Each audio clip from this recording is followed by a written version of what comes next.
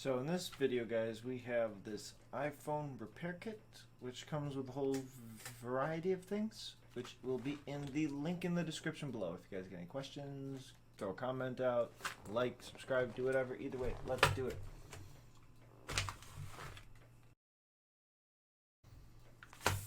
Yep, right here comes with a couple of different items. Whoa, it's got like a bag inside of a bag. Okay. This one comes with, what, let's see. Cleaning cloth, spudger, magnetic T2, another magnetic, that thing, Phillips adhesive, another spudger. Thank God it came with the SIM tray remover. I needed one of those.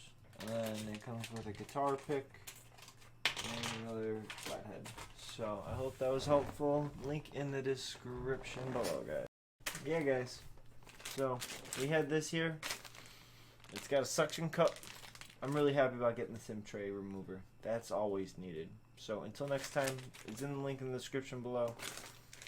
Peace.